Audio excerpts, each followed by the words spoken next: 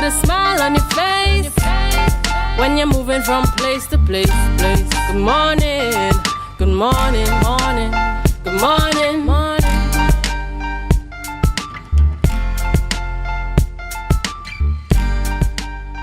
We are coming to you live from the third floor, Port Mall, Lower Scarborough, Tobago. This is the day that the Lord has made, and we will rejoice and be glad in it. I am Rhea Richardson George. It's a beautiful Friday morning. Thank God for life. It is the end of the July-August vacation. We call it July-August vacation here. Abroad, they call it the summer vacation, and we are getting ready for school, back to a new school year coming up on Monday. We do apologize this morning for the late start in our program for today. We do apologize. So we trust that there was not too much of an inconvenience to our viewers this morning. We do apologize. But we're going to head on over this time into News in 90 Seconds with Candace. The News in 90 Seconds is brought to you by Flow, working for you on Tobago's newest fiber network. The News in 90 Seconds is brought to you by Flow, working for you on Tobago's newest fiber network. Yeah, I am Candace Jackson, and here is your news in 90 seconds for Monday, 1st September.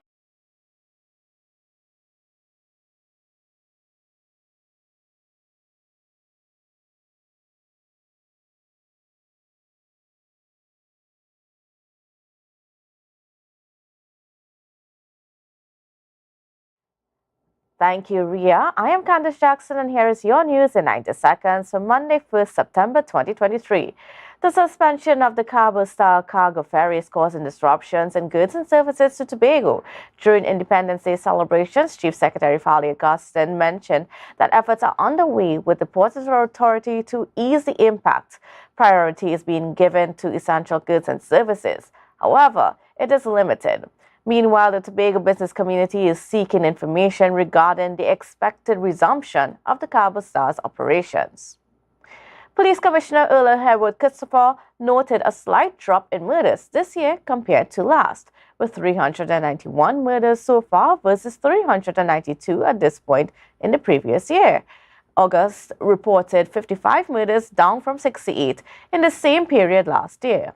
Speaking at a TTPS media briefing, Herwood Christopher highlighted the success of crime-fighting strategies, stressing continuous adaptation to evolving trends. While acknowledging concerns over recent crime spikes, she affirmed the police's constant vigilance and urged public collaboration. Herwood Christopher also addressed a drug fine possibly linked to murders, encouraging citizens to assist the police with information. And finally, Her Excellency President Christine Kangaloo, in her inaugural Independence Toast, commemorated our 61-year journey as a nation. She celebrated the successes and resilience that have shaped us. Notably, she highlighted our unique achievements like the invention of the steel pan. Kangaloo recognized the contributions of cultural icons like Denise Plummer and Michael Anthony. She praised our people's vibrancy, spirit, and hospitality that define us. Kangaloo called for a renewed commitment to our beloved Trinidad and Tobago and invited all to raise a toast to our nation's milestone. And that concludes your news in 90 seconds. Tobago, after freeness is more speed and better TV. Get a free Samsung smartphone and free installation, plus 200 megabits per second, Paramount Plus, and more for only $299 with a select 200 plan from Flow. Visit online at discoverflow.co today. The News. Tobago, after freeness is more. Viewers, welcome back this morning to the Tobago Updates Morning Show. We're going to head on over into our birthday segment this morning. This is your birthday shoutouts on Tobago Updates, sponsored by KFC.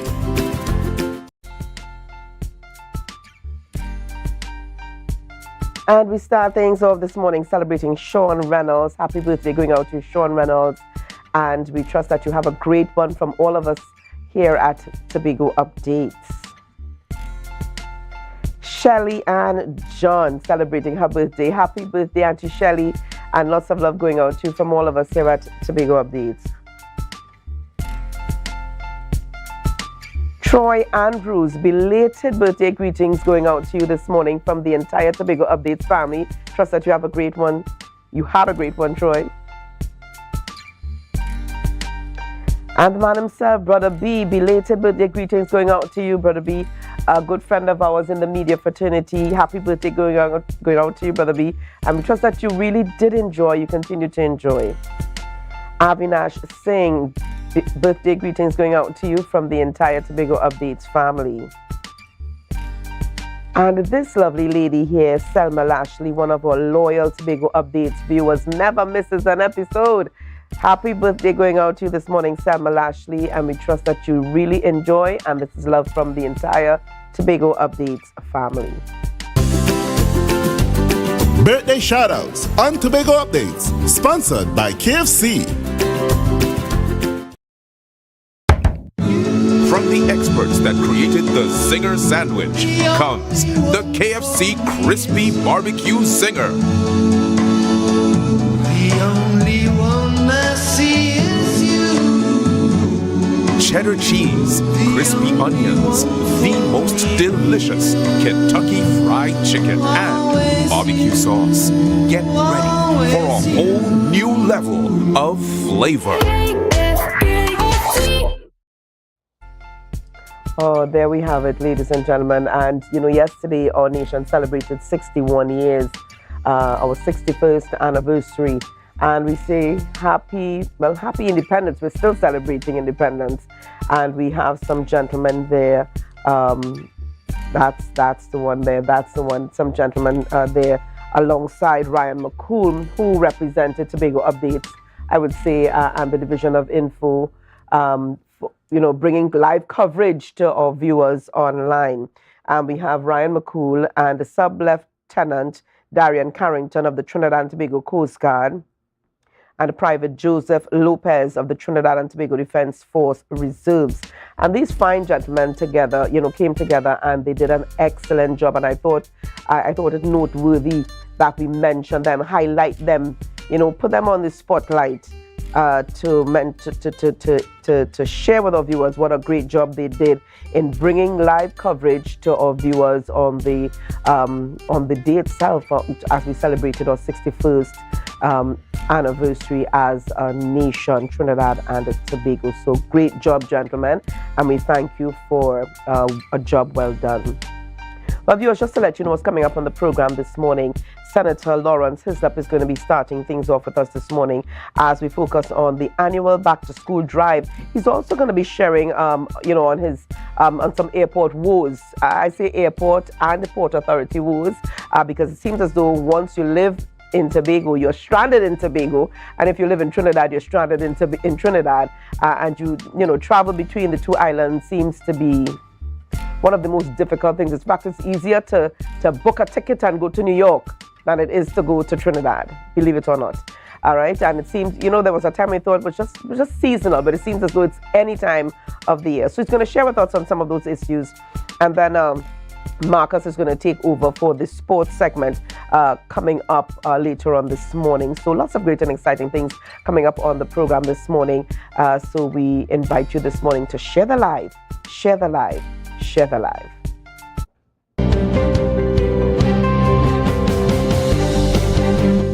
Good health starts with good nutrition. The Division of Education, Research and Technology understands this, knowing that the future of Tobago lies with the nutrition of our children. The school nutrition policy is being developed for this purpose. We must understand that the child is a whole being.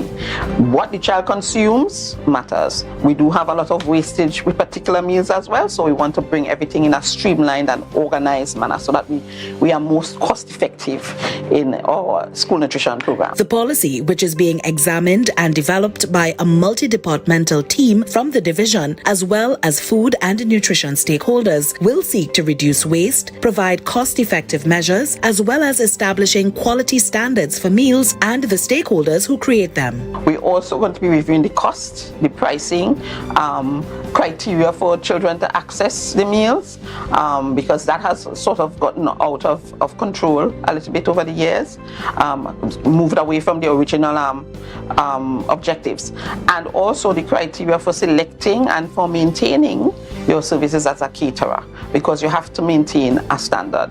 The committee has been given a 4-month deadline for the full rollout of this policy. Technical advisor at the Division of Education, Research and Technology, Natasha Second, said work is well underway and encouraged principals, teachers and parents to participate in the process when the need arises. We want to have policies that are very clear, policies that are very pragmatic. They're not going to simply be academic documents that are stuck in a cupboard. We want persons who work throughout the system to be able to move towards an improvingly higher quality education product, because we can measure exactly where we're going. So we want it to be transparent, and we want to have high levels of accountability throughout our entire system.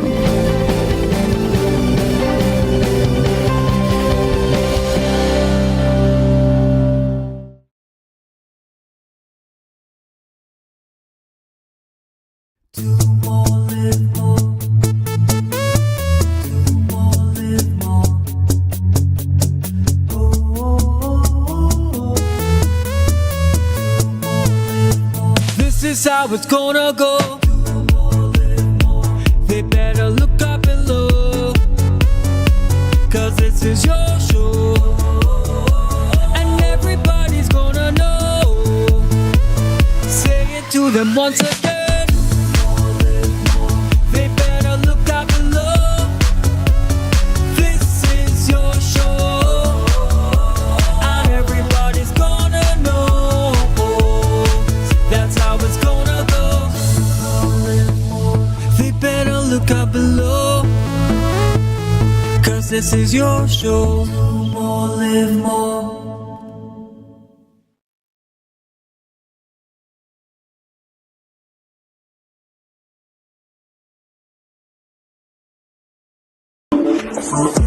There's a new date for Tobago Swim Fest, September 17th, 2023. Come and witness the main event, the 4-kilometer swim from Pigeon Point to Buku Point. More than $25,000 in prizes. It's a family affair, so come out from 11 a.m. on the beautiful Buku Beach. There'll be swimming races, sandcastle building, and seafood on sale. Come and enjoy a fun day at the beach. Calling swimmers from Crown Point to Charlottesville.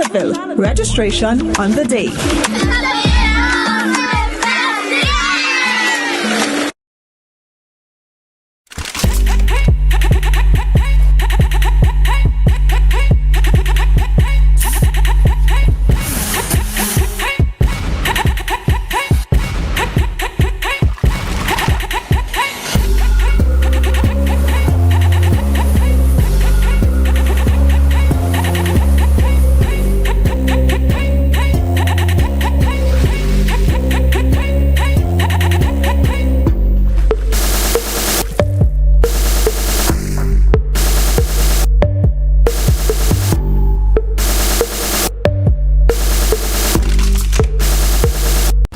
So your car break down. Oh, no, not again.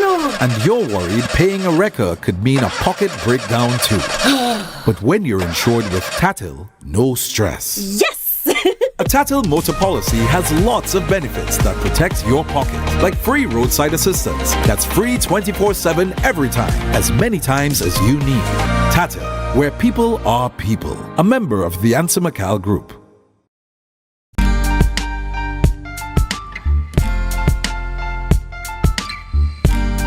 Put a smile on your face when you're moving from place to place. Good morning, good morning, morning, good morning, morning.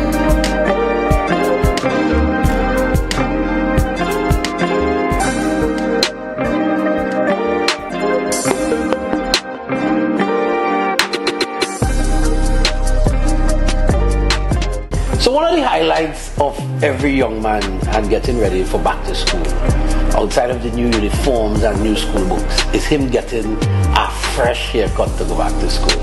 And so we want to make this a reality for some young men in our communities from families who are low income and who are challenged by the economic situation that we face.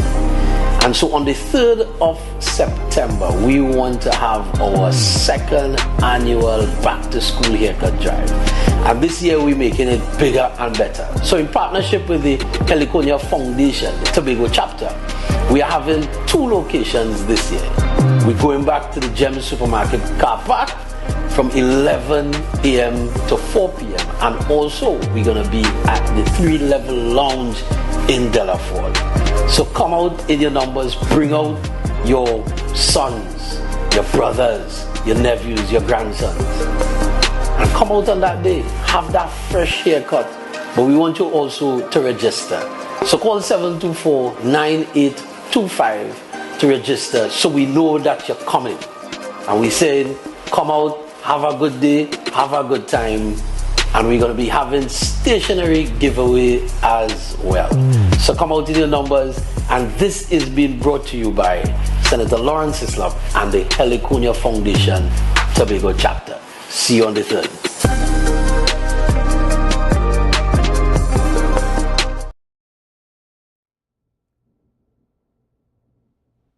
Viewers, welcome back this morning to the Tobago Updates Morning Show. And here to chat with us a little bit more on that back to school haircut drive is Senator Lawrence Hislop, in person, Senator, Parliament of Trinidad and Tobago. And he's joined this morning on set by Akisi London, who is the policy officer for Heliconia Foundation Tobago chapter. Good morning and welcome to you. Morning, Ria. Good morning, Tobago. It is a pleasure to have you on the program with us this morning. Now, Senator Hislop, my question is why? Why do you feel the need to do this? Most persons concentrate on the uniform, the book drive. What is it about the haircut drive? Where did the idea for this haircut drive come from? A fresh haircut builds self-esteem. You feel, you know when you mark up and you're looking neat as a young man, your shoulders drop back, throw back a little bit. That's right. And you stand a little straighter with a fresh haircut, even back to school. And I felt that there was a need. The parents are already, in some instances, bogged down by the books and the uniform and so on. Yeah. And so any little way that we could help, we felt that we could do that. And that was done last year. We had a wonderful turnout last year. We did over 50 haircuts in Mason last year. And you saw the smiles when the young men came out from the room where the barbers were giving them the haircut, and you recognize that, hey, these boys stepping out in school tomorrow with a full book bag, a fresh haircut, and they're gonna be happy. And that's what you need. And sometimes you want to save them from what we went through when Daddy used to have to trim me and cut down we hair low in the back and give you a big muff in front. So you want them you want them in this modern time to look good. And then we know the cost. The reality is the cost of a haircut. The truth is there are some parents who really can't afford it. That's very true. Yes, and so wherever we could help, wherever I could help, we came up with the idea, and that's how it was born. Now there was one location last year. Yes. 2 locations this year. I want to say on behalf of the people of East Side Tobago, thank you very much. well, I am not the senator for Mason Hall. No, I'm the senator for Trinidad and Tobago. That's right. So we say thank you from the East. And I felt that once we could have made it happen, we needed to expand a little bit. And maybe next year, it'll be bigger than just Delaford. We'll see how that goes. All right. And you partnered with Heliconia Foundation Tobago chapter and Akisi London, policy officer. Why did the Heliconia Foundation decide to jump on board with this initiative? What was it about this particular initiative? Well, Ria, as the senator said, we saw that the initiative was one that was well received last year. And ever so often we look into different communities and see what initiatives we can partner with that will help, better somebody's life, better our community's life, etc. So when we saw that Senator was having it this year again, we decided, well, yes, we're going to partner with him this year and see how we can help in making it a bigger and better event. So what is Heliconia Foundation adding to the initiative? Well, we adding manpower. We're coming to volunteer. A set of us from Tobago and Trinidad as well are coming. And well, we made some donations as well to the event. And we come to spend the day with the boys. Spend the day with the boys, have some conversations. You know, you always want to motivate young boys as they go back to school to ensure that they focus on their work and that kind of thing. So we're going to be there helping out and spending the day with the boys on Sunday all day. Now we know what it feels like when we get a new hairdo, when you get your braids done and you step out, you feel good. Of course. It doesn't matter what you wear, you look good. Correct. All right. And as the senator mentioned, you know, it's really to save these boys from what he and maybe his brothers may have gone through with their dad. And some parents know what it is to put the razor blade on the comb. Yes. That's what we grew up with. And children are not forgiving, eh? I'm not saying that my father didn't give us a cut, but after a while you want something that looks like some semblance of normal. You want proper cuts. You want proper cuts. Yeah. And tell us about the particular barber, the particular, you know, the particular barber that you decided to work along with to be able to deliver this proper cut, or these proper cuts to these young boys. Well, last year we used last year we had 4 barbers, and these guys are professional barbers. Yeah. These are guys that do this for their living. Yeah. And so I at this opportunity, I just want to say thanks to the barbers who, again, joining with us to make this a reality. They're giving back as well. And so it shows that even within our community, there are people who want to do something for each other. There is still that community spirit, you know. In Tobago. In Tobago, you know. And I must say that even in some places in Trinidad, there is still that community spirit. But Tobago has been known for that lend hand kind of thing. Yeah. Back in the day, you wouldn't build a house on your own. It would be everybody coming to help you build a house. And so this is just another opportunity for us to give back and to give into the life of somebody. So it's not you're not giving into you're giving into a broader community, but you're also giving into the life of an individual, of a young man who may see you down the road and say, hey, I remember you. You fixed me up to go back to school. You gave me a haircut. And so I want to say thanks to the barbers, the local barbers. We may have as well some barbers from the Heliconia Foundation who are not from Tobago but were willing to give their services as well. But the barbers are primarily from the communities, from Tobago, from Mason Hall, from Delaford, are community barbers who decided, hey, we want to help, we want to give back something to the community. I really want to commend you for this and remind our viewers this morning of when it all happens, from what time, and how can viewers looking on, how can they, you know, get their sons before you? So we're still taking registrations. The 3rd of September, which is Sunday, the day before school reopens. The 2 locations are the Gem Supermarket car park in Mason Hall, right? And that's the first big supermarket as you enter. In Mason Hall, Gem Supermarket, and also at the 3-level lounge in Delaford. That's the location down on the bay, the John Brothers down on the bay in Delaford. Where you living? You realize I'm like, where is that? Yeah, that's the folks in Delaford and in East should be aware of where that venue is. So those are the 2 locations. We start at 11 a.m. in the morning and we go till 4.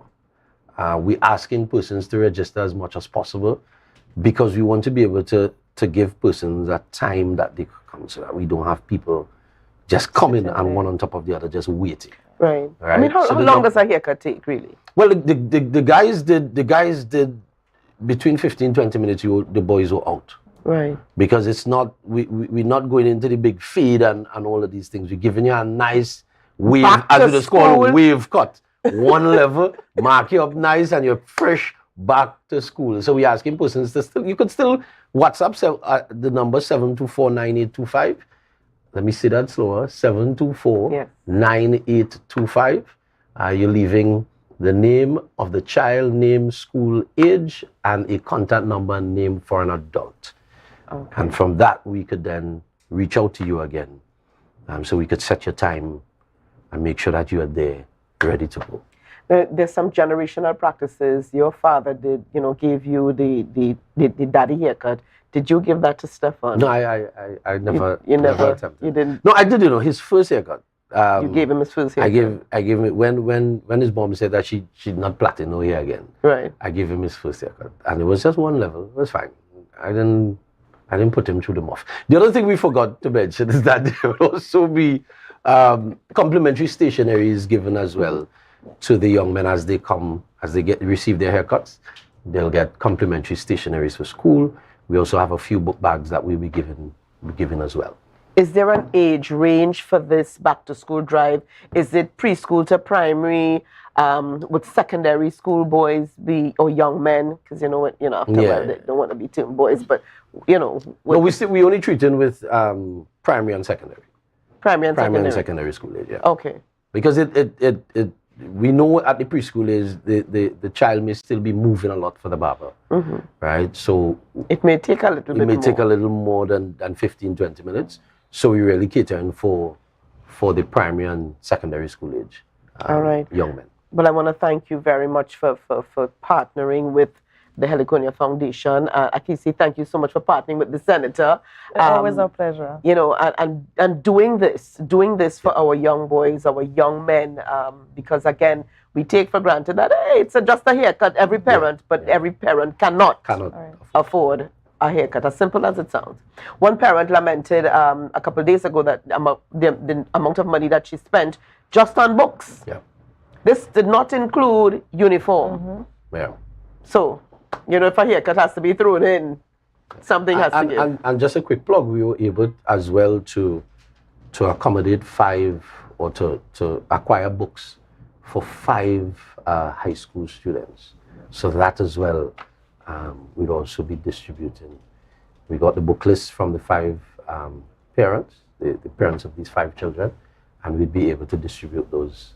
So that I know that is a big help for parents as well. And any small way that I was able to assist in going back to school for some children, we tried. Okay. Yeah.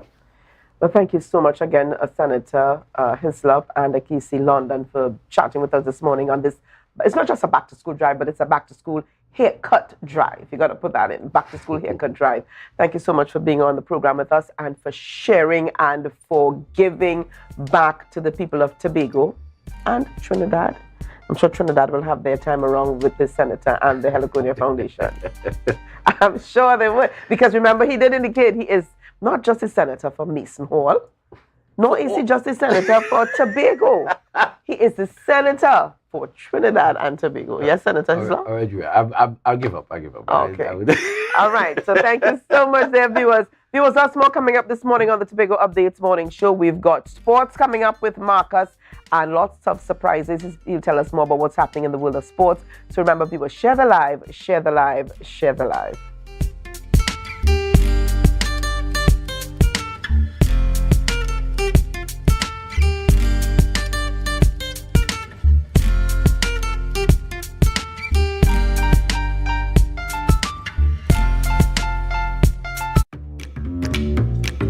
But this place so boring enough. We don't even do nothing. Let me go somewhere now. I really want some new things, yes? Then look no further. Portmore is the place for you. Oh, really? Yes, you can have anything that your heart desires. Take a look for yourselves. A world of endless opportunities. Feeling hungry? Go get something to eat. Books and stationeries, games, and much more. Portmore, the island's beat.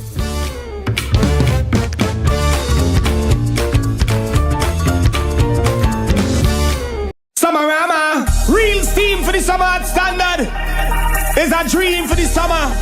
Dream is steamy standard. What you have? All the best deals, no drama. Standard be beat like a hammer. Go tell your friend, tell your papa, tell your mama. We got more, we got more. Standards of what is searching for. Quality brand, discounts galore. New things for the summer, online in store. Summertime is here, so make the most out of it at Standard. Never beaten on quality and price. Ignite. Jimmy's Holiday Resorts has 1, 2, and 3 bedroom, fully self-contained apartments located at the heart of Crown Point. Minutes walk to the popular beaches, restaurants, bars, and the airport. Enjoy our amazing amenities such as fully equipped apartments, complete with Wi-Fi, AC, TV, and a pool, and a mini-mart on the compound. Call 639-8292 or 8929. Jimmy's Holiday Resorts is your family's home away from home. MI4 Security Services Company is the most advanced security service in Tobago. Ask about our cash and transit service. It's safe, risk-free, reliable, and timely. We provide safe banking delivery for all business types and sizes with highly trained staff, 24/7 monitoring, coordinated emergency response, and a well-maintained fleet of armored vehicles. Contact us at 660-7723 or visit our website at www.mi4securitytt.com to sign up today. Our national borders, our first step to security, but a possible access point for guns, drugs, crime. If it does not look right, do the right thing. Call Crime Stoppers anonymously. 800-8477. Report possible border crime. Right now, Tobagonians are just currying down to Bon Accord, right in Stobie Local Road. You know why? To come down and shop at Authentic Builders General Hardware, the only hardware store in Tobago that is giving you guys Trinidad prices. So for instance, such as steel, 1/2 inch and 5/8, $7,895. 5/8 construction ply for $260. Every single thing that you will need to do your home renovation or start your new construction, we have it right here. And to get your quotation, it's very easy. Just WhatsApp us at 272-1990 and we will do your free WhatsApp quotation for you.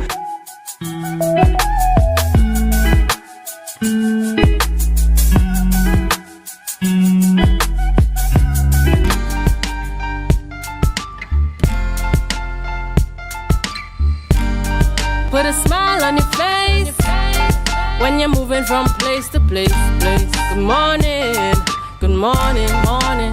Good morning. Yes, welcome back, and of course, thank you so much for staying with us here on Tobago Updates Television. It's Friday, the 1st of September, yesterday after we celebrated our independence. Of course, I had a wonderful day there yesterday, seeing the parade. This time in Trinidad for the very first time. I normally watch the parade in Tobago, but it was an experience viewing it in Trinidad. I know that you guys would have done same. I'm still in my celebratory mood with my Trinidad and Tobago jersey on this morning, and I trust that you guys had a wonderful day, and I expect that you're going to have a really good day again today. One guest this morning talking football out of FC Phoenix. Let me say good morning to, I guess, Nigel D'Souza. Morning. Yes, so Nigel D'Souza with us this morning talking sports. Yes, FC Phoenix, for you guys who may not know, I mean, by now you should know that Phoenix are topping the table in the Trinidad and Tobago Football League Tier 2. Yes, Nigel, good feeling. Good morning. Yeah, of course, but the job isn't finished. The job isn't finished. No, it's not. Top of the table, unbeaten. You have the league's leading goal scorer. I mean, just your general feeling as a coach, and I mean, tell me about the feeling of the team as well. The team is in a good mood, but obviously the job is only halfway there. Of course, it's good to play unbeaten again because we played unbeaten last year as well. But I mean, it's just the development of the team. That's the most proudest thing for me. Seeing young men perform the way they perform, or are willing to give themselves to the coach to be able to coach them as hard as I want to. So it's a good feeling just seeing them grow and develop.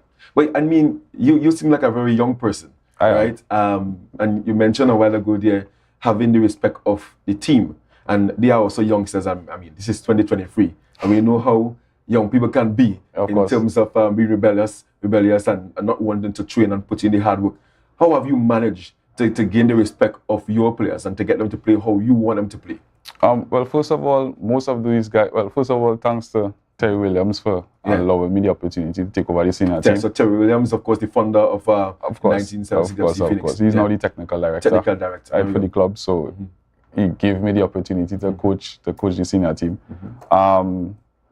Most of these guys, a good percentage, I coach them at youth level. At youth level. So the transition from now to then, I've allowed it to be a little easier. And then obviously, for the senior guys, if you know what you're speaking about and you can show you know what you're speaking about, then they'll give you the respect. Because it's football. Of course, if you go there and you're fumbling and you're not sure and your training sessions are not educating them in some way, then they'll show it. So I think it's been a marriage between the youngsters who have coached at youth level, and then obviously senior men saying, hey, look, this guy knows what he's speaking about, so we could follow that. Yeah, and you have played as well. Yeah, of course. I played a little bit as well with Phoenix. I mean, so but my playing career has been nowhere close to my coaching career. So I've been a better coach. I like that. So right now we're hitting us Sir Alex Ferguson. Something so. I like that. And I'm working on it. In terms of your support staff, I mean, obviously, managing a team such as Phoenix, a big team as Phoenix, and playing in the Trinidad and Tobago Football League Tier 2, you will need that support staff. Yeah, definitely. And shout out to them. My general manager and team manager, Huey, assistant coaches, Joel, Allen, and Shelton Williams. And they played, so it's good to have their support as well. They know the game, and obviously no one man is an island, and they have been great. And then obviously, Coach Terry Williams' unique background. Whenever I need the songboard, you could always knock on his door. Yeah, shout out to Terry Williams, because I can tell you, when I moved to Kinambonaccord, I lived in Kinambonaccord for like 20 years. Moved from Castara, I lived in Kinambonaccord for 20 years. And I play cricket, and of course. I mean, Kinambonaccord Sports Club, big up to Kinambonaccord Sports Club. And I can tell you, every single day, we go to train down there, Coach Terry is there with the youngsters. And I'm happy that he has actually transitioned. And of course, the succession plan has been put in place, and now you are taking over, continuing the tradition of Phoenix, because Phoenix been winning titles. Definitely. Right? You spoke about playing unbeaten last year. That's with the Tobago team. Correct. And of course, most of the guys who played there last with the Tobago team are now into this national team. Yes, correct. Well, I call it national because you're playing in Trinidad.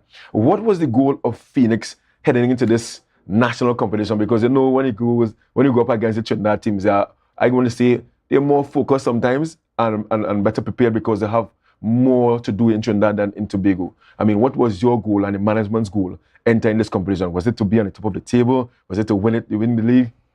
I mean, I think you go into any competition wanting to win, but at the same time, you never know how it will go. Yeah. Especially with the age of our team. Our captain is 23. Right. So who's the captain? Javon Williams. Javon, like Pokemon. The Pokemon one, right? Yes. But we have the senior guys like Leandro and Jem. And I mean, we brought in a couple of players to add that experience to the young core that we already have. What our aim, and we continue to push for that, Tobago don't have a professional team. Yeah, and I look just not to cut you off, because I'm looking here, Rouge Sports Bar. Definitely. Sports Bar, and just this week also. Yeah, of course, big up Rouge Sports Bar. Just this week also, you guys, the unveiling of a new uniform, and of course a new sponsor. How important is this sponsorship to the club? Been a while. Yeah. It's been a while that we really had a sponsor come on board. And you always need corporate sector. Yes. To definitely get involved, because you can't get everything from the government. And they are being part of the community. We have guys who just go there. but no, I mention that. But no, it's been good. It's been good. Those guys, I mean, they wear the uniform just for the short while, and they love it. Yes. They're definitely looking forward to wearing it in the semi-finals. Yeah, and you think this sponsorship would have come about based on what you guys have achieved thus far in the season? I hope not. That's not the only reason why they come on board. But I mean, obviously, success brings people. May not be all the people you want all the time, but definitely brings people to the table. And when you're looking for sponsorship, you have to show them that the product you're putting out is something worth getting involved in. And we've been grateful And thankfully enough that we have been able to play unbeaten so far, and definitely happy for the sponsorship. Yeah, so before I come back to your goal this season, I want to shout out to Root Sports Bar, and of course the people behind the scene in terms of seeing FC Phoenix as a viable marketing tool to support. And I'm calling on all other sporting, not sporting, but corporate Tobago to jump on board, not just with Phoenix, but other sporting teams, because as you mentioned, not just government. We need the support of the corporate sector, and I'm really happy to see that they have jumped on board in this regard in giving uniforms. And I know that you guys will make this company a bigger company than it already is in that sense. So getting back to your goal, your because obviously you plan for a season, not just to train and to compete, but you want to set yourself goals, realistic goals. I want to get here at the end of the season. I want to be unbeaten. I want to probably get in the top 2, the top 4. What was your goal or the team's goal? To be number one. To be number one. I like that. And of course, why aim for anything less? We believe that one, we have the young talent, but two, we have the experience of players who have played at this level. And why not us? If anybody else should do it, coming out at Tobago. Phoenix have always been a team that have campaigned well throughout Super League years and transitioned into this new type of league. Why not us? Yeah, fantastic. And you mentioned the age of your captain, 23. What's the average age group of the team? Average age could be around 23, 23 years of age. Yeah, I mean, a lot of the guys, we have guys who played under 20 with me last year for the Tiger Tanks. Right. And then obviously we have guys who couldn't play there, but they were like 21, 22, 23. Yes. So that's been the average age. We have a couple of luck guys, but those are the minority. Yeah. And in terms of the team, all the players from Kingdom Monaco come point? No. Obviously we have a couple guys from outside, but the main... But they would have passed through the coaching academy in Phoenix? Not all. We have a couple guys who imported from different like Plymouth. But the core of the team is Kingdom Monaco. Yeah. And I mean, at the age 23, today, fellas like to go zest party, would like to go on the beach, and of course, traveling gills. I mean, how have you been able to keep this team together in a festive season? Because we had July, August here, and so many different activities taking place, not only in Tobago, but also in Trinidad. Yeah. I mean, that must have been a Herculean effort from you and your management to keep the guys focused on what you guys would have set out at the beginning of the season. Two things. One, more shout out management for this part. Yeah. They have done a great job in terms of communication with the guys. And then two, the guys have a self-driven attitude. When you're captain, he leads by example. He's not a big talker, but he's always there, he's always pushing, he's always coming and putting the work. And I mean, we are finding the balance between how much we allow them to, hey, look, we know that have a little lime coming up. Yes. If training is 4, okay, we're going on. We come out 2, we put in some work, and then all could go ahead 4. So you have to find that balance, because young people... Reverse psychology, I like that one. So we definitely try to have that balance with them. So we could, hey, look, all in all, they want to party Saturday. We train on Friday evening. All right, coach, man, coming out. So you have to find balance. I like that You have to find balance. I mean, you're the leading goal scorer from Phoenix, Jem Gordon, right? Definitely. And Jem would have played, I think it was Police in the Pro League. Pro League, and of course, I think he got called up already for the national team. And I'm now hearing that Javon is the captain. I mean, there was no decision there in terms of giving Jem the captaincy, or was it that situation to motivate the other guys from Tobago? Hey, Javon is captain, and I mean, you guys can. So we have last year the captaincy was Leandro is the club captain. Right. Jem was one of the vice captains last year. This year, he initially was supposed to go back to police. Oh, right. So we had to make a decision as to how do we delegate. Leandro would have said, hey, look, I believe Pokemon is... He should have displayed the leadership qualities. Right, throughout. And we should, you want young persons to believe that the work have been noticed. I like that. So we decided to... So Leandro is still the club captain. Yeah. Pokemon is the team captain. So we have that leadership. And then Duvan Daniel is the vice captain, which is the goalkeeper. Right. He's about 23 as well. Yeah, I like so that. You want to motivate the youngsters. You want to give them that opportunity to show that, hey, look, we have been growing and playing, and we want to lead as well. So fantastic, and congratulations there to Duvon and of course Javon. Nigel, the next step here, right? You mentioned that it's not over as yet. So you would have completed all your preliminary games. Top of the table. What's the next step? Well, we beat them in the semi-finals. Yeah. They have a couple of games to complete the top 6. Right. So we just prepare as best as we could until we get a final date. Right. And once we get that, then we can ramp back up our preparations. But Okay. so far, I mean, we've been managing well in terms of keeping the boys focused. So it's just when we have final date, then we could plan specifically for that. And you're not sure exactly when it's going to happen, because it's difficult to be preparing and then you're not sure when it's going to be this match, because sometimes the players might ask questions, coach, what really going on, excited, and sometimes when you have a momentum, you don't want that to stop.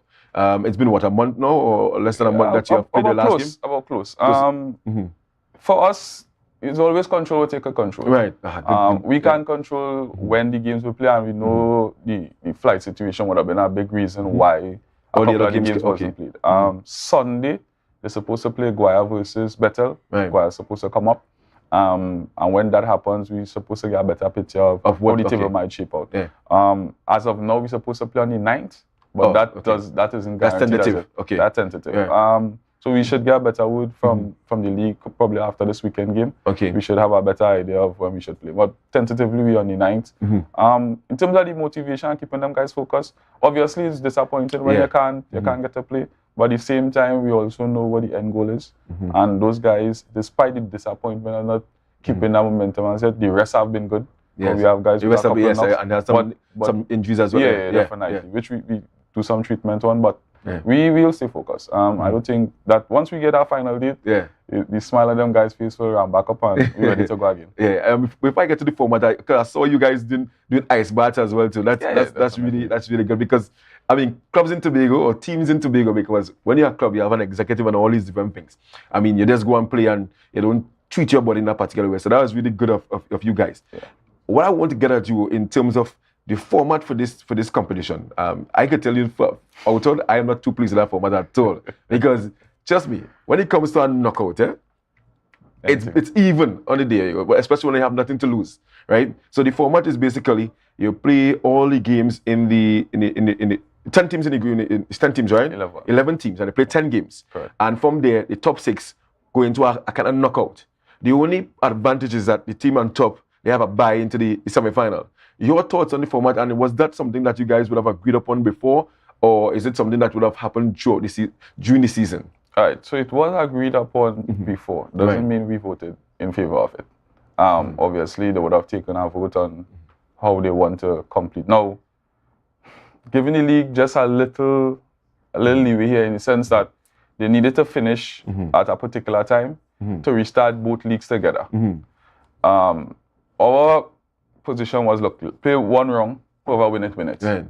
Obviously, other clubs would have voted differently, and we end up with this format. I don't agree with the format, but at the same time, it is the hand we have been dealt, and we need to finish the job. I don't agree with it either, because I mean, a team could come the best on that day and just whoosh, and that is the end of the season. Correct, but as you said, I mean, that's the hand you guys have been dealt, and you were voted. Nigel, just before we go, right? Any contribution you want to shout out? Anybody you want to mention? I mean, part of your success, and even before, I saw where you have made carry-on calls to get the Kingdom Monaco feel prepared so you can have a home game. Now you have home games, but not at Kingdom Monaco. That must have been frustrating. It have been, and it's been going on for a while. It started right before the COVID. It have been and we know how COVID went, and then up to last year we would have called relevant persons asking, hey, could we get the ground, or when will the ground be fixed? I mean, I know how the government system operates in terms of finances and where allocate, but at the same time, it is difficult having to leave Bonaccord and go Blackrock to train. And I can tell you about it as well, because we play cricket down there and we haven't been able to play for the last 2 years. And you just want the home ground fix. I mean, we trying our best. I mean, and sports is such a avenue for young persons, because trust me, especially Kingdom Monaco. We lost a couple after that COVID to the streets, and we try not to lose anymore. Having our home ground fixed and being able to play and just play in front of fans, because our fans haven't seen us play a game in Canaan And you know the fans is coming out in Kenya. Yes. Look, for Capture the Flag, and just a side nugget, we played Queen's Park, and it had Capture the Flag the same day. Yeah. Surprised at the crowd. Yeah. So I said, Kenya, and Phoenix have the supporters, and they want to see us play at home at some point. Now, I'm happy for the stadium, being able to use the stadium to play our home game, so don't get me wrong at all. Yes. But at the same time, we haven't been able to play in Kenya. Nothing beats a community. I mean, just having it's like an intimate affair. The crowd right on the edge there, and you hear everything they say. Definitely. Everything they say. Well, you know, you have 1,000 coaches, but that's all part of it. That's all exactly. Part of it. And the satisfaction in seeing your team play, fellas right in your community, right in your street, where your neighbor play and scoring and enjoying what they are doing. That's satisfaction. Yeah, definitely. Right? Nigel, I want to thank you so much for being with us here this morning. I want to wish the team all the best. My team, they say I'm blight, but you guys have been winning. You guys have been winning. So you ain't studying them at all. So big up Phoenix, big up Kingdom Monaco Compoint, big up all the management. I must say, big up to Huey, Joel, and Shelton, and all the guys behind the scenes, keeping those youngsters together, because age 23, average age of 23, them guys like to zest, right? And we are zesting period. And to keep them focused and to be on top of the table and unbeaten. Trust me, I want you guys to finish unbeaten. And we're going to create that history as Phoenix. Guys, thank you so much for being with us on a short program. I've sent a letter to management for our program when it comes to the sports, because, I mean, so much we can discuss when it comes to sports, but let's see how that goes, right? I want to show you guys over to Tobago's Notes, and of course, after that, Candice Jackson.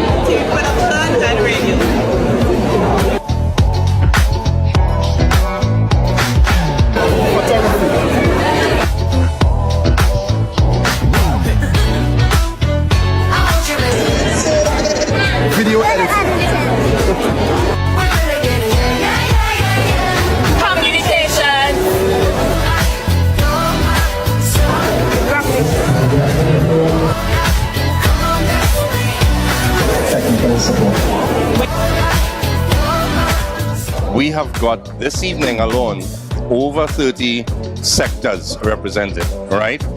And it's a lot of communication, a lot of trying to reach out and at the same time share the dream. It has been a really positive experience and a very good response. Come along with us as we bring you information on the brands represented here today and guidance from the professionals themselves to help you make wise career choices.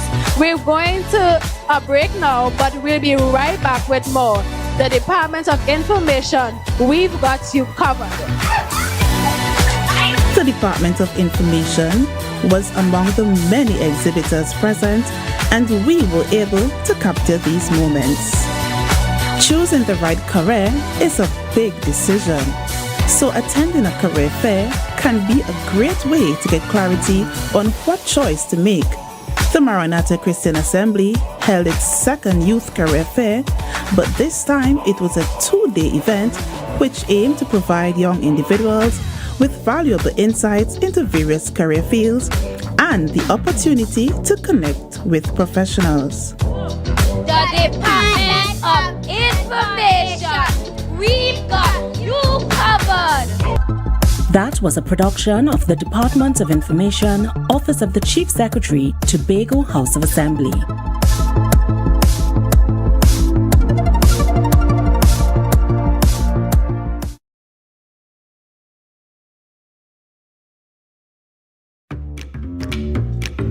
By the space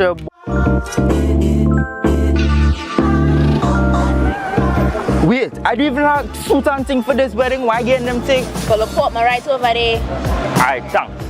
The Port Mall, where the varieties are large from your favorite stores, from restaurants to salons and from clothing stores to jewelry stores, located at Sanctus Hill, Scarborough, Tobago. Telephone number is 868-334-6589.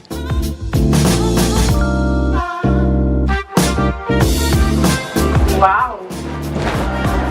I didn't expect to see you here. Look good. Thanks. It's all because of you and Port Mall. But here now, I'm going to have with it. You want to join me? Yeah, that's okay. Alright. Beat the rush and come on down to the Port Mall.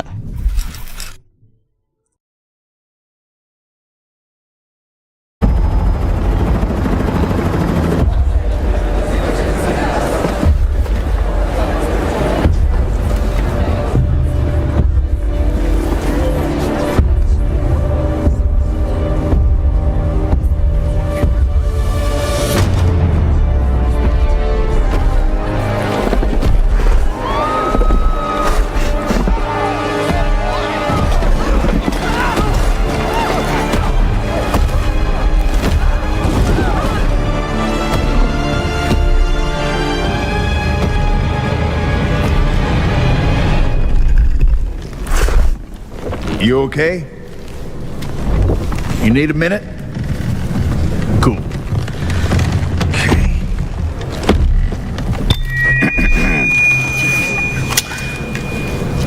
Listen up, people. I know a thing or two about extinction. And let me tell you, and you'd kind of think this would be obvious, going extinct is a bad thing. And driving yourselves extinct?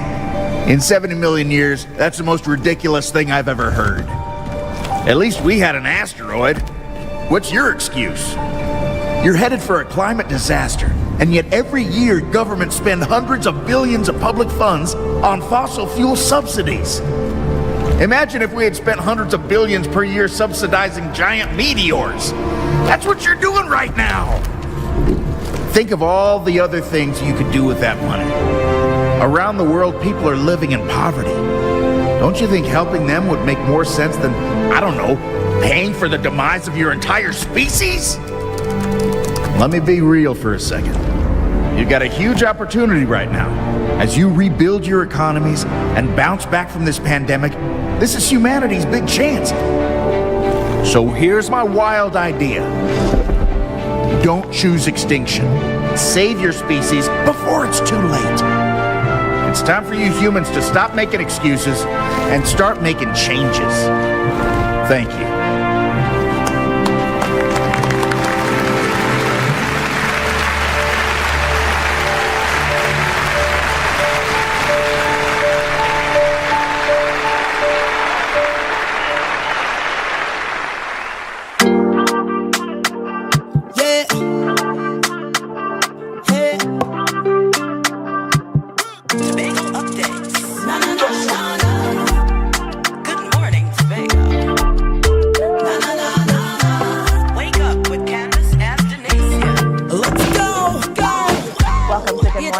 Tobago on Tobago Updates, your source for current affairs in Tobago, Trinidad, and the region. With the perfect conversations to complement your morning routine, I am Candace Jackson, and let's get started with the news in 90 seconds. The news in 90 seconds is brought to you by Flow, working for you on Tobago's newest fiber network. The suspension of the Cabo Star cargo ferry is causing disruptions in goods transportation to Tobago. During Independence Day celebrations, Chief Secretary Fali Augustine mentioned that efforts are underway with the Port Authority to ease the impact. Priority is being given to essential goods and services on the passenger ferries. However, it is limited. Meanwhile, the Tobago business community is seeking information regarding the expected resumption of the Cabo Star's operations. In some crime news, Police Commissioner Earl Harewood Christopher noted a slight drop in murders for this year compared to the last, with 391 murders so far versus 392 at this point in the previous year. August reported 55 murders, down from 68 in the same period last year. Speaking at a TTPS media briefing, Harewood Christopher highlighted the success of crime-fighting strategies, stressing continuous adaptation to evolving trends while acknowledging concerns over the recent crime spikes. She affirmed the police's constant vigilance and urged public collaboration. Here, where Christopher also addressed a drug find possibly linked to murders, encouraging citizens to assist the police with information. And then finally, Her Excellency President Christine Kangaloo, in her inaugural Independence Toast, commemorated our 61-year journey as a nation. She celebrated the successes and resilience that have shaped us. Notably, she highlighted our unique achievements, like the invention of the steel pan. Kangaloo recognized the contributions of cultural icons like Denise Plummer and Michael Anthony. She praised our people's vibrancy, spirit, and hospitality that define us. Kangaloo called for renewed commitment to our beloved Trinidad and Tobago and invited all to raise a toast to our nation's milestone. And that concludes your news in 90 seconds. Tobago, after freeness is more speed and better TV. Get a free Samsung smartphone and free installation, plus 200 megabits per second, Paramount Plus, and more for only $299 with a select 200 plan from Flow. Visit online at discoverflow.co today. Welcome back to Good Morning Tobago viewers. Well, as our top news indicated this morning, we are having some problems right here in Tobago as it relates to how our goods and services get across here. And that's because the Cabo Star is down. And just for a little bit of context, we know that just last week, last Thursday, well, Wednesday night into Thursday, there was a little fire on board the Cabo Star. And as a result, it needed to go under repairs and so on. And we haven't gotten any confirmation yet as to when the vessel is going to be back on with us. But it is having a very serious effect on the business community, especially at this time of the month. The month is August. Back to school is next week.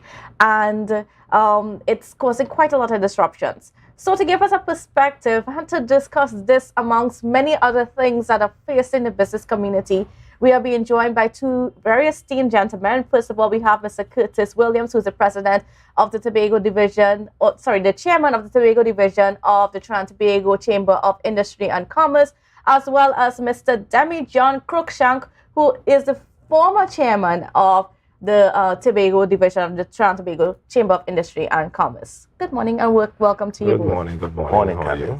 Morning, Candy. Now, we certainly wish we could have had you on better circumstances.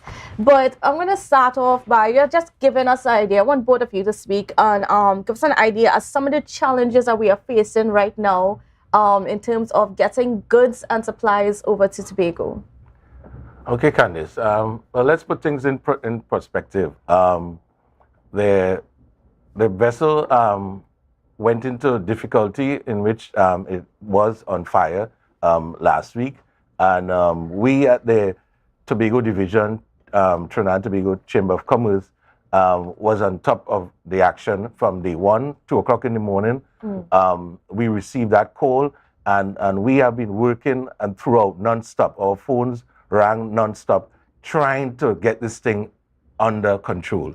And our committee head by Mr. Demi John Cruikshank and other members, Ken Jones, have been working tirelessly. Even when we were celebrating independence yesterday, they were working.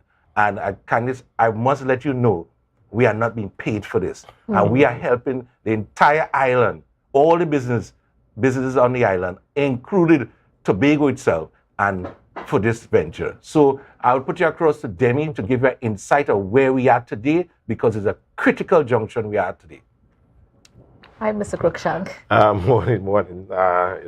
I thought we would have been on this program in better circumstances. All right, so the Cabo Star went down last week, Wednesday. What has happened is, because it was not a planned shutdown, you now have a serious problem on the island, that you have no cement, you have no blocks, you have food stuff is getting very scarce. We spoke to at least 2 or 3 of the major distributors on the island. Their warehouses are empty at this point in time. We have schools, so you had some rationing going on right now in terms of what you can buy and how much you can buy. I spoke to people like Mr. Marconi with his chicken farm. Yesterday, and we have no more feed. And the chickens start actually picking each other.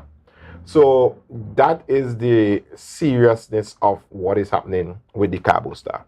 If that vessel is not back in service by this weekend, we will have serious challenges on the island, more so than what we have now.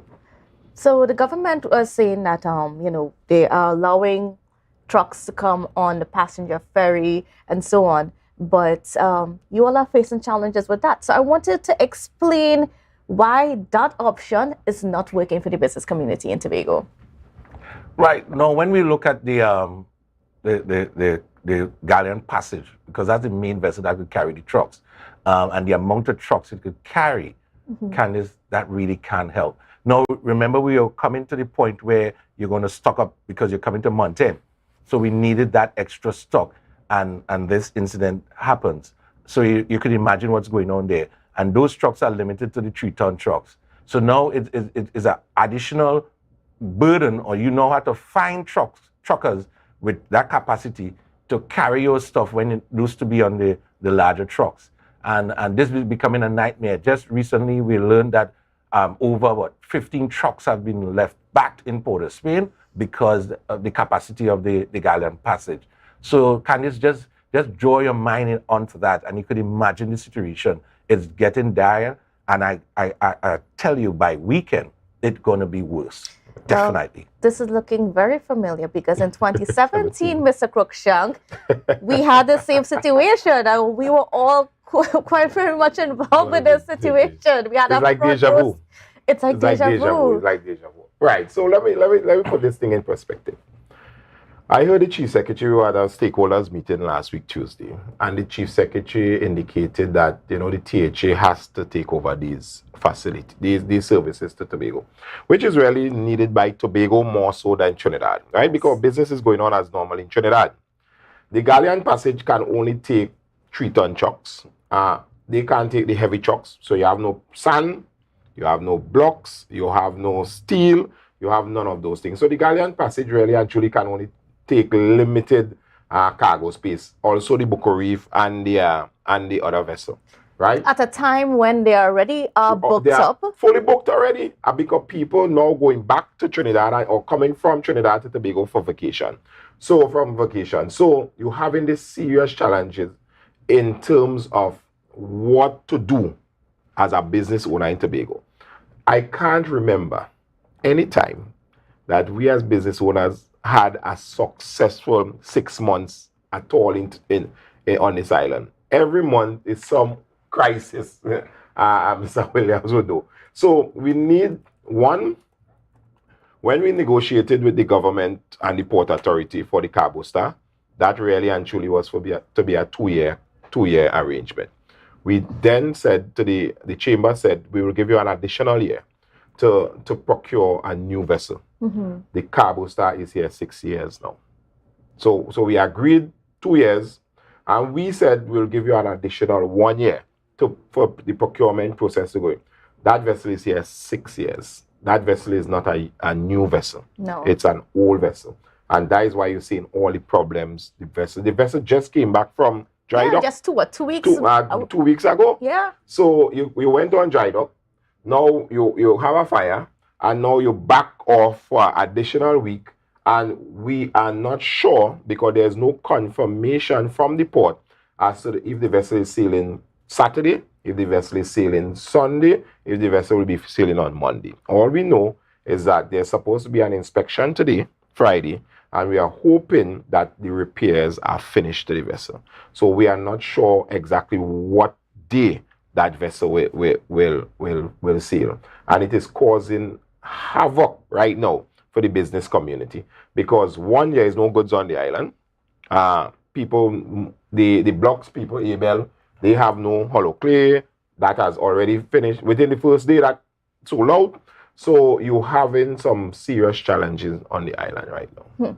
Now, I mean, I want to take us back even just to last Thursday. What did the effect of last Wednesday night into Thursday? What did that whole incident? How did it affect even your truck drivers? Because your truck drivers were the ones that were stuck on board that vessel for so long. So now, where we have drivers telling us we are not willing to go on the vessel until they see the vessel run a couple of days. So even though the vessel come out, we are getting objection and resistance from some of the drivers that, listen, we want to see that vessel working properly before we take the chance of going back on that vessel. So you have also truck drivers who their salary is really and truly to ride that vessel, to bring up goods. They don't get paid unless they bring goods to Tobago and go back down every day. Some people travel on that boat 6 days a week. Yes. It is a fact. So those guys for 1 week have not been paid.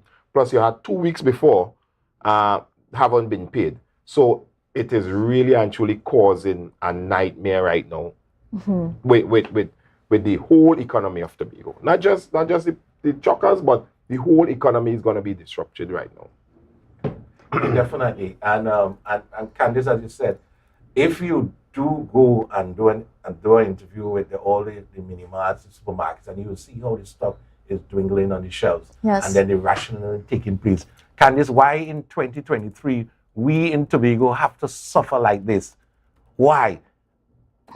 Why we have to suffer like this? I mean, these are events happening in the past, and nothing have been done to bring any kind of solid solution to it. And so if that vessel don't sail, we suffer. Yeah. And that's wrong. That's something have to be fundamentally wrong there. And it is out of our control. That is the part of the thing. It is out of our control. We don't have a say as to bringing an additional vessel in Tobago because the vessel really and truly serves us, right? That's correct. Who has a say? Who is in control of this decision? The Prime Minister and his cabinet. Yeah. Amen. That's it. What has to happen, the Chief Secretary, and I hope he's listening to this program, should write the Minister of Works and Transportation, who is the person responsible for the Port Authority.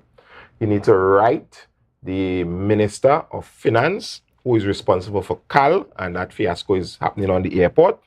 And he needs to have a discussion also with the Prime Minister. Those are the three people who literally have the inter-island transportation decision at hand. So he has to talk to those three people, because us saying in Tobago, things that happen in those are the three people by law has some say as to making a decision to get a replacement vessel tomorrow. This is a crisis on the island, because literally if you look at this is 3 weeks in 1 month, the vessel is down, right? So you have to have a conversation with the Prime Minister, the Minister of Works and Transportation, Rohan Sinanan, and Mr. Imbert, who is the Minister responsible for CAL. He have to talk to those three people. All right, and we are going to get more into that when we come back after the break. So viewers, please don't go anywhere.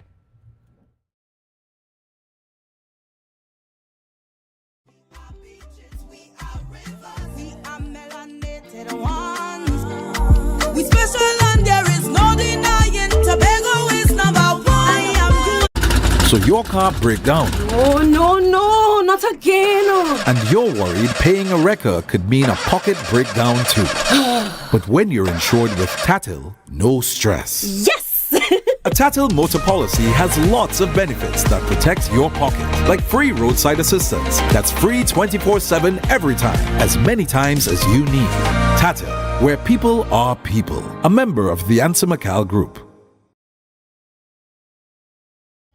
Tapicom.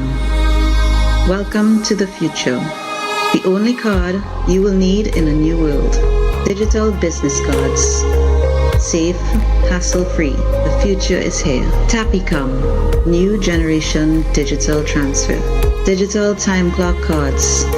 Digital attendance cards. Air tags. Customized designs. Digital clothing tags. Digital pet tags. Tapicom. The future is here. Contact us today. In Inner Health, number 13B Portmore, Scarborough, Tobago, with over 25 years experience offering services in and not limited to microscopic blood analysis, reflexology, and the sale of a wide range of organic herbal products used to supplement thyroid, lymphatic, heart, kidney, and brain health, and the male and female reproductive systems. Come and chat with us. Remember, your health is your wealth.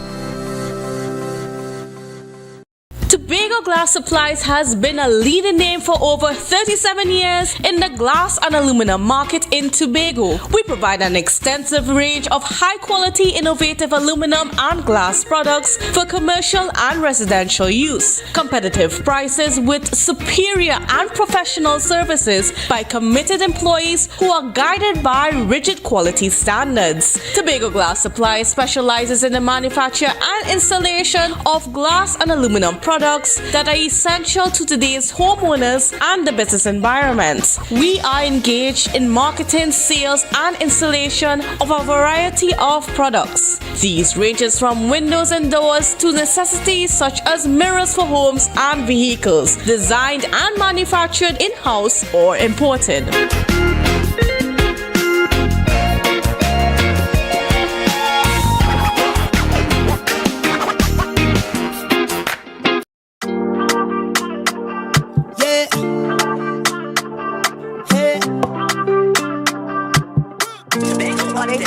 Tobago update. While we were on the break, we were just having this conversation about how this conversation we are having this morning when it comes to inter-island transportation, especially where the goods are concerned, where getting cargo over Tobago is concerned. This is too familiar.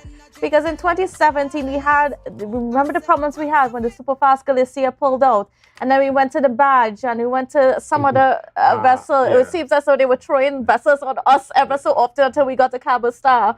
And and then we thought that things were going to be okay for now. Atlantic provider. And they were supposed to, the Atlantic provider. And then they were supposed to go and, work towards purchasing a new vessel specific for cargo. Correct. But it hasn't gotten there yet. So as you jump on that, in our talks with NITCO back then, 6 years ago, we were given the assurance that a cargo vessel will take 18 months to build from scratch.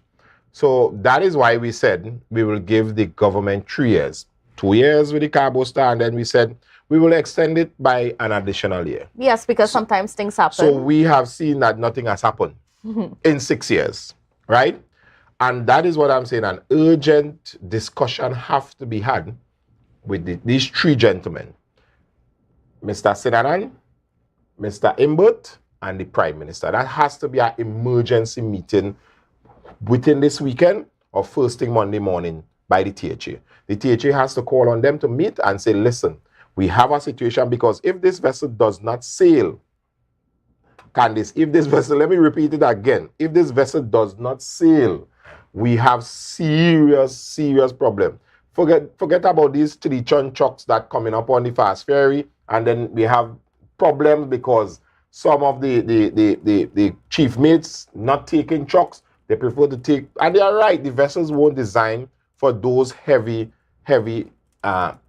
movement of cargo. Yeah. They are designed for really passengers and light vehicles. So that vessel, this morning, the minister should be calling the owners of that vessel and say, I need my vessel to sail by tomorrow, Saturday. That is what they have to do. Because if you do not do that, you'll have bear problems on the island with bears.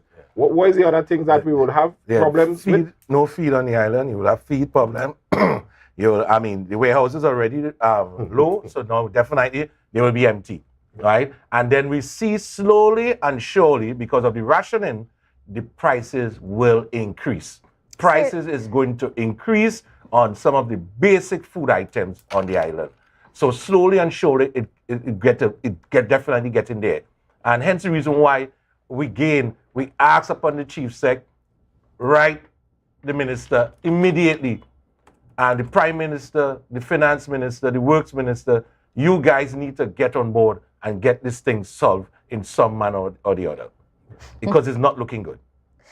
I mean, so when we're talking about price increases, how much would prices go up? No, well, we really can't tell now what the percentage, but Candice, if it is supply and demand. Yes. It's just a supply and demand, and that's basically going to happen. Now, if you're going to, normally if you go to the supermarket and there's no flour on the shelf, and there's probably just one or two, and then at the mini marts and them now may have some, the price is going to be up. And then the bakeries now want to make bread, no flour. What's going to happen? And that's where we're talking about some of the price. There's some of the basic stuff that you can't get. That those prices will be up, definitely up. So let's forget about the construction material. We know that's going to be a setback for those in that sector because the construction will not be on pause. You know that my sector, so I can't say forget about it. No, when I said that, because let me tell you, there was one of the largest contractors on the island called just before I came in this room, and he was making. I need some cement now because I have 40 men on a project and we have no cement. That is what the gentleman just called, and making noise and saying, listen, this thing have to stop. We are investing in Tobago. We are doing these construction projects in Tobago, but we don't have any cement. And then what about in terms of getting some of those goods across to Tobago? Because they will not take them. They won't take them. And so that happened.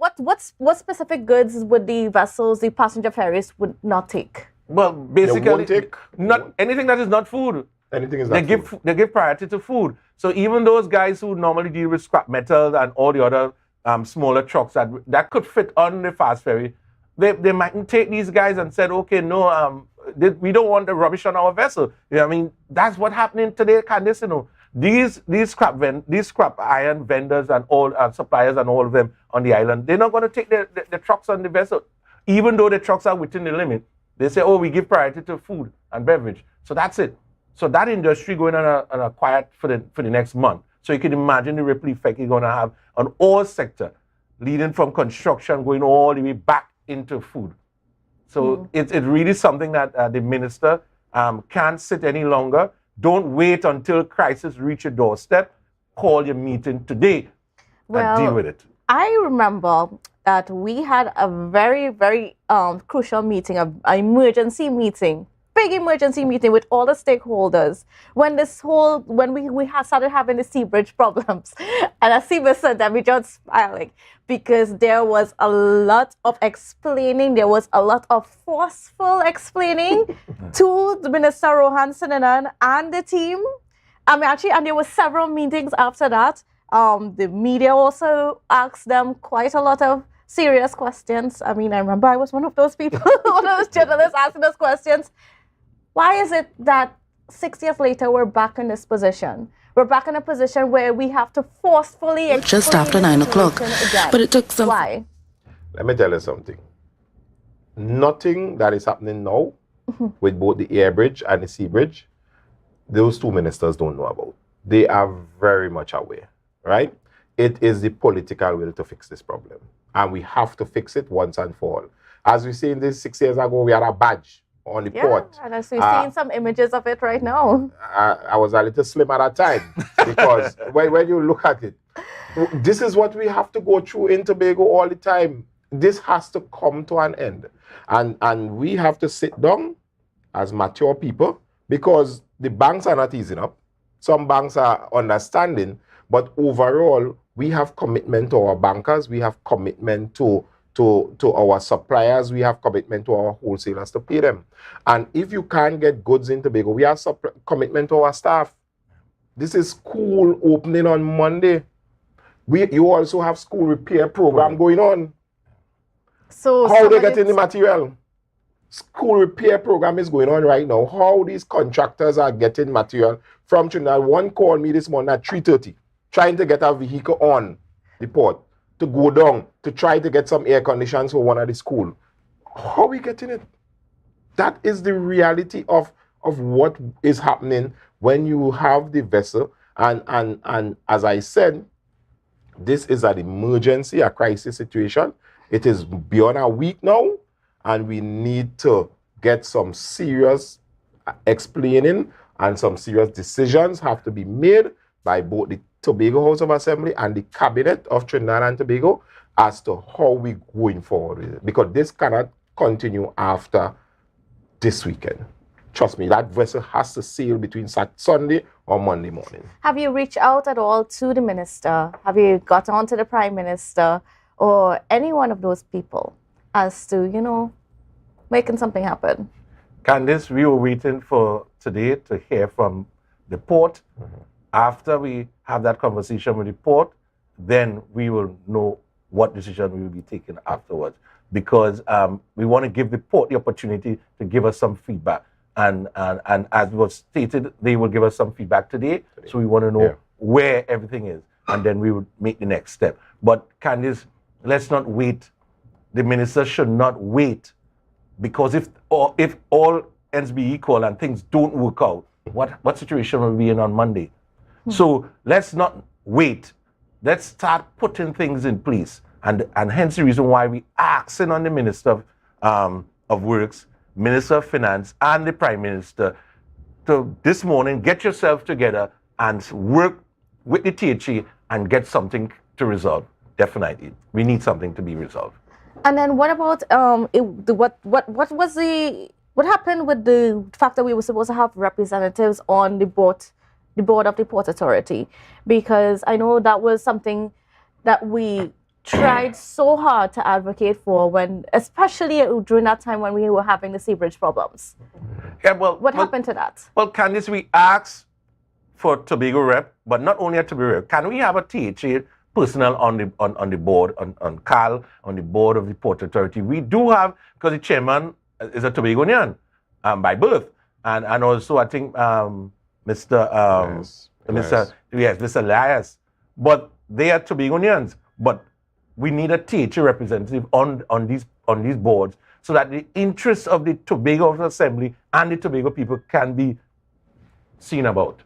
All right? And so the conversation will be a little broader, and then instead of being just narrow. Because this situation, I sure the representative would have been here on station addressing the Tobago public as to the situation and how best they can fix it. You know, I mean, what's also funny, because you're also saying that we need to, the Chief Secretary also needs to make some advocacy. But I even remember back then we had Mr. Kelvin Charles, and he advocated. But it seems as though he wasn't, I mean, he wasn't able, even though they were on the same team with the government. Yes, and you can imagine that. So it was PNM in Tobago, PNM in Trinidad, and nothing. So now it's not even, the THA is not run by the PNM, and you see the situation now, we're back to square one. 6 years ago, nothing done. And I mean, I'm still waiting on plans of that new vessel that they mentioned. And then there were things bantering around about a tender going out for a replacement vessel for the Cabo Star. But Candice, that's after the fact. Today, we're having problems. And today, we need them to fix the problems. Right? And imagine it taking the business coming to the chamber to have this. No, this shouldn't be, Candice. We are not the government. We are just a lobbyist group, a group of business people come together for the common cause, and we have to champion this. Candice, this should be new. The government's supposed to be there for the people, and I may not seen it. It's independence, but I don't know what's going on. It seems like we're going backward instead of forward. And I want to talk about just the effect that this is having on the business community, especially at a time when you're hearing from the government that, you know, the private sector needs to step up and they need to expand. And, you know, especially right here in Tobago, there is a call for the private sector to step up. But how, every time that these things happen, what does this do towards, you know, making the private sector resilient? How does that affect the resilience of the private sector? Listen, it is tiring. This is going on year in, year out, year in, year out. As I said before, I can't remember a good 6 months that we did not have a crisis in Tobago, one way or the other, right? We can't take any more of this as the business community. 1 minute is we had a crisis in terms of transportation between Trinidad and Tobago. Then we go on into COVID. Then a lot of businesses shut down. We trying, whoever kept open, trying to struggle to keep their employees and keep their business open. Then you had a 2 weeks shutdown of the cargo vessel. Now you have an emergency shutdown. How much more? Then you had the pilots. Then you have every Sunday we have delays with flights. We have people saying that they're not coming back to Tobago because they are not accustomed to this, especially the international travelers. People can't get home when they go to Trinidad just to do a simple medical procedure, or if they're going to just have a board meeting. This is deja vu. Again, is year upon year upon year. We need to sit down once and for all, and the powers, and I would say it clear, the authority lies in Trinidad. The Tobago House of Assembly do not have, by Act 40 of 1996, do not have the authority to fix any of this problem, right? They can lobby, they can make noise, they could scream. The reality of the situation is this lies in Port-of-Spain and the problem. And after celebrating 61 years of independence, it seemed like we are 61 years going back. Because the same problem I'm sure my grandfather would have had, we are now having it here in Tobago. So we really need to solve these problems once and for all. And we need to get 2 cargo vessels, just as we have the fast ferry. Yes, and we thank God that we have the fast ferries in Sting. If we had the Spirit was up and running, then we could have dedicated the Spirit to only cargo. But that is another discussion for another time. I think we should probably have that discussion, because as you brought up the Spirit, the Spirit is back up in Port-of-Spain, yes, right? because the Spirit was supposed to be that backup vessel. Right. So let me go back to how this thing. No, we have to put it into perspective, because we got the new two new fast ferries, right? And then we were supposed to have that Spirit there as a backup, right? And the Galleon's Passage as another little help.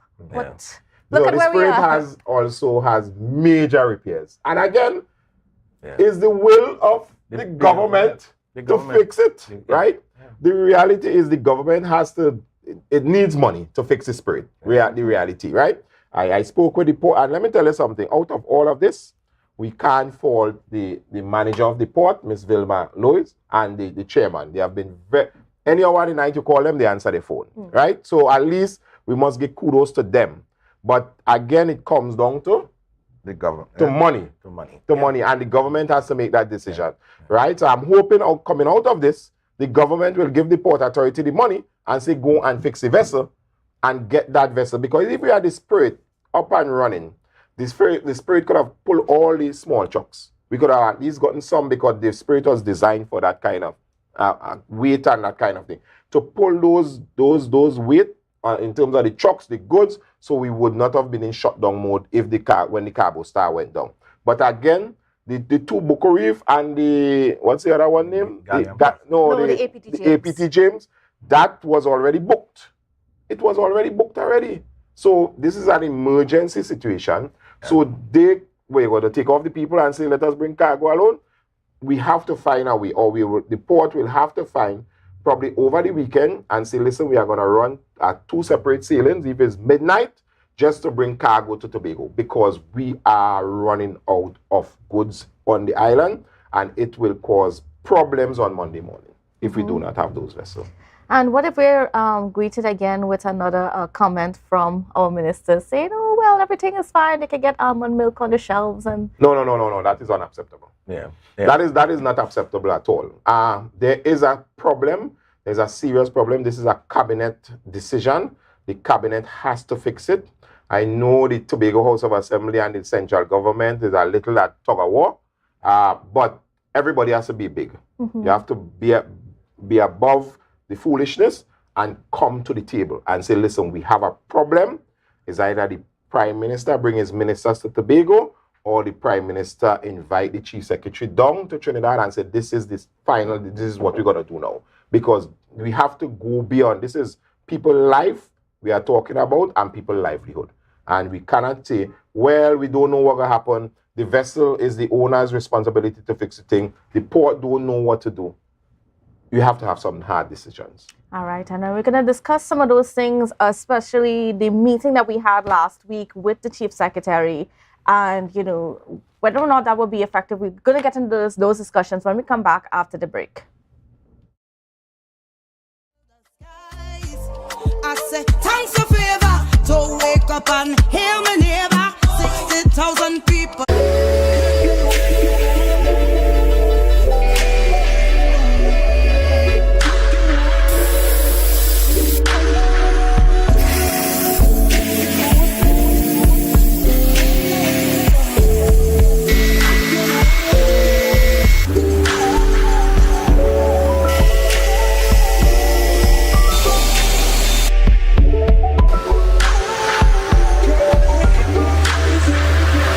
The best place to stay in Tobago is at Thorn's Place, with rates starting as low as 200 TT. Call or WhatsApp 745-7306 or 682-8676. We are located uptown Scarborough, 5 minutes away from the port. Remember, at Thorn's Place, our aim is to make your stay safe and affordable.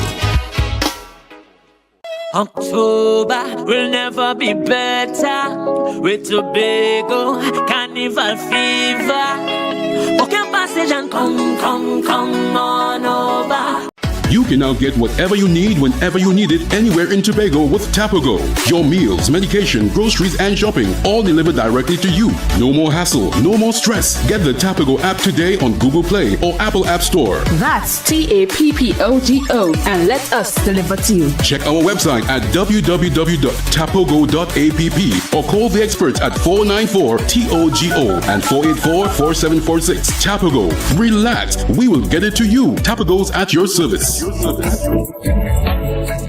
Are you looking for a place for your loved ones? Heavenly Care welcomes you. Located at Northside Road opposite Massey Motors, we offer a variety of services. These include doctor visitations, social activities, geriatric care, and much more. Contact us at 277-9595 or visit us at Northside Road opposite Massey Motors. At Heavenly Care, compassion is at the heart of all care. Coconut's Cafe, the buffet restaurant that specializes in all your tasty local dishes. For breakfast and for lunch. Breakfast includes coconut bake and sada roti, served with chokers, buljoil, and sausages in tomato sauce. Not forgetting beef and cheese pies, shepherd's pie, macaroni pie, and rice in various styles. Meat served in a variety of flavors, garden salads, and pasta salads. All this accompanied by fruit juices, coconut water, your choice of a great combination to appease your taste buds. So call us today to order, as we are here to accommodate your busy schedules or if you are having a cooking day off.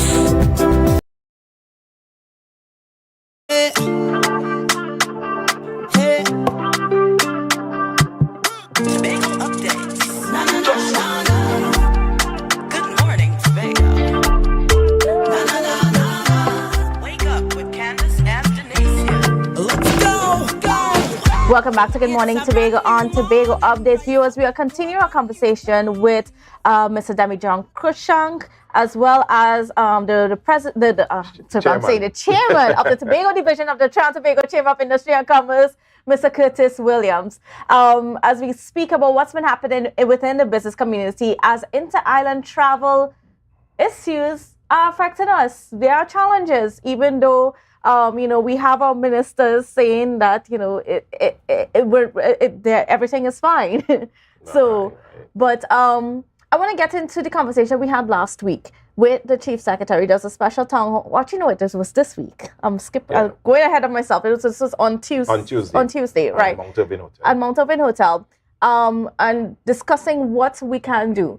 Are you confident at all in what was discussed at that meeting and that there would be any results coming out of it? Candice, I sat there in the meeting and hearing the horror stories from stakeholders, members of the public, hotelers, visitors alike, and it's really, really, really, really terrible. Knowing that these are some of the initiatives that the Chief Sec put forward, but at the end of all these initiatives, it's all about money. Candice, it all belongs to money. And so if the THA or the central government don't give the THA that portion of funding to do any of those ventures, then it really makes no sense. It really makes no sense. The financial year is going to close, and I can imagine that the coffers of the THA probably empty, awaiting releases as the case may be. So we could see how that thing going to ripple, they're going to have that ripple effect. Next month is Tobago Carnival. So Candice, just think about it. A situation like this happens on that weekend of Tobago Carnival. Candice, I just want to go home and sleep and don't wake up. Because and this is what we kept telling the powers to be, that don't come after, but be proactive. You see the situation happening, let's put what necessary we have to put in place, and don't wait until it occurs. And definitely, so from the meeting, the Chief Sec mentioned about wet leasing and so forth at the peak times, something that we have done in the past, and we have to look at the numbers and see the effect, and it have to be balanced. Definitely have to be cost benefit. So and that will be something that you have to measure the numbers and see how effective it was. But is it an idea that you guys are standing behind? It's a great idea. Candice, we don't, listen to me, the disaster we have at the airport, getting people across to Tobago during these peak times. I mean, just imagine if we have the seats available, it will be make things much better. And then we can market that, and so we could have packages. Because when you're selling the Tobago Carnival, you're not just selling a ticket to come across to Tobago. You sell an entire package, a hotel, the events, and the bands. So you sell that person a package, just like how Grenada and Barbados does it. For Cropover, they sell you an entire package. So the Tourism Authority, they sell you that package, which includes airfare, transfers. And that is what we're trying to do in Tobago. But if you can't get across to Tobago, Candice, our marketing efforts will be real limited. Minister Shampa Kajo last week stated that she needs a month to discuss it with, or she approached Minister Imbert, and he said give her a month to decide whether or not we add on additional flights for Carnival. A month? A month. The Carnival will come and go, and that won't happen. You see, let me tell you something. the powers that be, as soon as I remember when Tobago Carnival ended last year, the next day, the tourism agency put out the dates for 2023 Carnival. The following day, I could remember, and I said, wow. I said, they're on the wall. So this is not something that happening overnight. This is a whole year now, right? If you have a situation, as Curtis just said, the week leading up to the Tobago Carnival, where you have to have all these suppliers coming to Tobago, and this one cargo vessel broke down again, what they're going to say? Oh, well, we can't do anything about it. No. We have to put backup systems in place. And that is what this country don't have. We rely on the Cargo Star, the old jolly good girl going down the road, she carrying all the cargo. But at the reality, she's a very old vessel. Yes. She is a very old vessel, and you have to understand things will happen. Suppose if tomorrow, that was on one side of the vessel, you have a similar incident on the other side of the vessel. What happens? Tobago is left to be stranded again. We have to come out of this conversation of trying to fix the problem after the crisis has happened. We have to sit down and say, listen, we are seeing this thing forward. Tobago, nobody is willing to invest in Tobago with all these negative things happening on the island. Too much people. I have some investors in the US that I was talking to. And you know, they call and say, listen, man, we going through this thing, but Tobago always in problem. Let me talk about Grenada. Let me talk about Jamaica. Or let me talk about Guyana. Why should I leave Tobago to go and set up business there?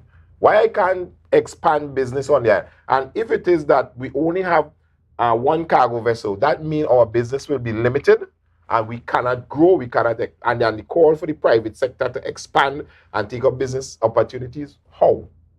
How people gonna do it? Because it's one crisis to the next. 1 week is the air bridge, the next week is the sea bridge. And then, I mean, every time it's a massive cost and a massive loss. Yeah, man. That's correct. So you can imagine that ripple effect on business. So you're running business in Tobago, selling the same product, but look at all the hidden costs in getting that product to market. And that's it's really difficult. You think anybody had a catered in their budget to pay drivers, to pay for ticket for drivers to go down with 3-ton trucks in Trinidad, go down, come back up, plus pay them a subsistence. If they ain't get on, you have to put them in a hotel in Trinidad. You have to find things for them to eat. What about the children in Tobago? You think you had that plan? No, that was no part of anybody's budget. But the reality is that is what we deal with on a daily basis just to survive, just to keep your head in above thing. A man who doing a project in Arima could drive his trailer down to TCL in Claxton Bay and get cement this morning. But there's no cement on the island. So that is the reality of doing business in this space called Tobago. And we have to have some predictability once and for all. This is 2023. We have to have some predictability as to how we're going to do business. Because I think the bankers and everybody is saying, oh, God, Tobago again. And that is really and truly what's going on. They are getting literally fed up of doing business on the island. People who here trying to move to Tobago and set up their homes, even villas, etc. It is too challenging, man. And I want to talk a little bit about the air bridge, especially when it comes to the fact that, I mean, Caribbean Airlines is owned by the government and they receive an average of $40 million a year in subsidies to be able to run the airline. But we're not seeing the return of that for Tobago.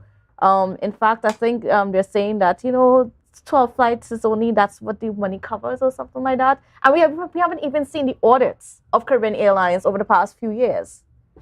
Candice, we all know the air bridge business model is supposed to be a service provider, right? It's an essential service. It's no way trying to run the air bridge as a profitable, different model.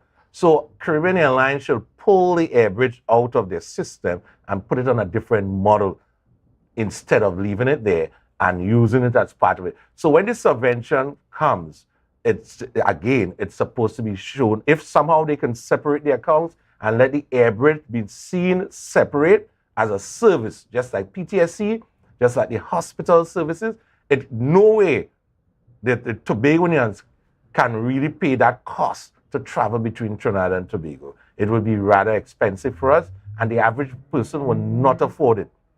So hence the reason why it's an essential service, and it's supposed to be business model, it's supposed to be like that, and not a profitable. So you're looking to make a profit, and you're squeezing, and you're going down to 12, you're going to 10, put the 24 flights, it's a service, and let the government do what they have to do from there on. Again, Candice, it's all about money, the finance minister. And if he gives the Caribbean Airlines the go-ahead, they will put the 24 flights. But if he don't, then so be it. We will all stay here and suffer. Candice, I am challenging Caribbean Airlines this morning, right? As Curtis said, pull out the domestic air bridge from your international and your regional operations, probably form a company, and put the Tobago domestic air bridge in that company, assign 2 aircraft to that with your pilots and however your rotation need to be, and let us run it and come back to us. Because no matter all the years we've been asking Caribbean Airlines, what really and truly is it that you need to have this air bridge viable on your part? And we have not had that answer from Caribbean. Is it $600 one way? Is it $800 one way? Is it you said you wanted what? From $150 or went to $200, right? We having the same problem. You wanted to put on a $50 charge when people ain't come on ever. You're still having the same problem. What is it? What is the real problem why our air bridge can't work? If it's money, come out and say, ladies and gentlemen, we have done our survey to fly Caribbean Airlines to 24 flights per day. It's going to cost you $800 one way. Let the Tobago public decide if that is what they want to do or we know it is subsidized. Come out and tell us what is the true cost. And we call it also on Civil Aviation Authority, open the license to run between Trinidad and Tobago and start inviting anybody who wants to fly between Trinidad and Tobago, let them get this license, because I heard Chris complaining about it. And this license that Civil Aviation Authority gives a lot of problems to get. As long as people are qualified, because I know it have some Tobagonians asking, we want to buy 2 planes. Can we run this as a business?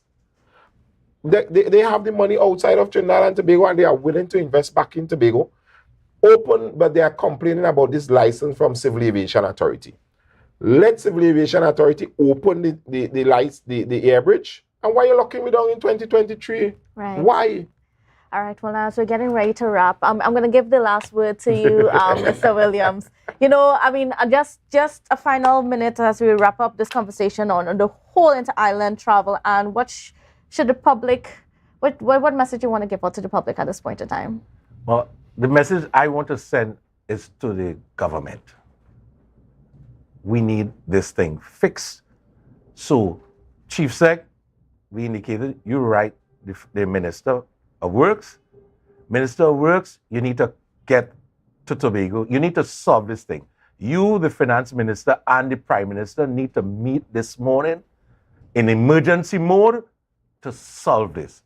And there must be dialogue between the Tobago House of Assembly and the central government. Candice, we can't fix it no other way, right? We're not going to send up smoke flares. It have to be a conversation. So put all differences aside. It's the interest of the Tobagonian now. We in crisis mode. We fix it. All right. Good, man. That's the way we're going to leave the conversation this morning. I want to thank you so much for being on with us. And I hope you have a wonderful, safe, and productive day. And hopefully we have a resolve to this situation, because at the end of the day, we are all in the same boat, so to speak. This is all good say. All right, viewers. So bye for now. Wake up with Candy.